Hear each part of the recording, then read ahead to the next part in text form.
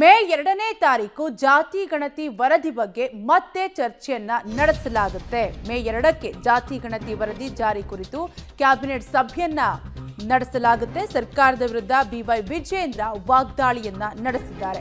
ಜಾತಿ ಗಣತಿ 4 ವರ್ಷವಾದರೂ ತೆಗೆದುಕೊಳ್ಳುವುದಿಲ್ಲ.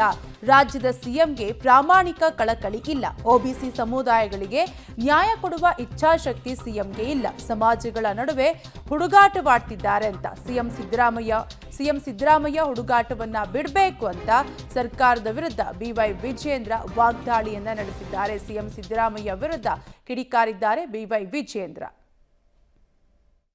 4 ವರ್ಷ ಆದರೂ ಕೂಡ ಇವರು ಅದನ್ನು ತಗೊಳ್ಳೋದಿಲ್ಲ ಯಾವುದೇ ಕಾರಣಕ್ಕೂ ಅಂತೇಳಿ. ಯಾಕೆ ಅಂತ ಹೇಳಿದ್ರೆ, ನಾನು ಅವತ್ತಿಂದನೊಂದು ಕೂಡ ಫ್ರಮ್ ದ ಡೇ 1 ನಾನು ಹೇಳ್ತಾ ಇದ್ದೇನೆ, ರಾಜ್ಯದ ಮುಖ್ಯಮಂತ್ರಿಗಳಿಗೆ ಸಿದ್ದರಾಮಯ್ಯನವರಿಗೆ ಜಾತಿ ಜನಗಣತಿ ವಿಚಾರದಲ್ಲಿ ಪ್ರಾಮಾಣಿಕವಾದಂಥ ಕಳಕಳಿ ಇಲ್ಲ.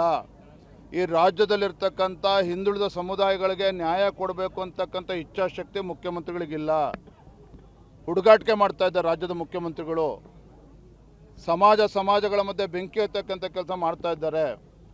ಇದನ್ನು ಅವತ್ತಿನೊಂದು ಕೂಡ ಹೇಳ್ತಾ ಇದ್ದೇನೆ, ಈ ರೀತಿ ಒಬ್ಬ ರಾಜ್ಯದ ಮುಖ್ಯಮಂತ್ರಿಗಳಾಗಿ ಹುಡುಗಾಟಿಕೆ ಮಾಡೋದನ್ನು ಬಿಡಬೇಕು. ಅವರು ತಮ್ಮ ಮುಖ್ಯಮಂತ್ರಿಗಳ ಕುರ್ಚಿಗಳನ್ನು ಭದ್ರಗೊಳಿಸ್ತಕ್ಕಂಥ ಸಲುವಾಗಿ ಈ ರೀತಿ ಹುಡುಗಾಟ ಮಾಡೋದನ್ನು ಅವ್ರು ನಿಲ್ಲಿಸ್ಬೇಕು ಈಗಲಾದರೂ ಕೂಡ.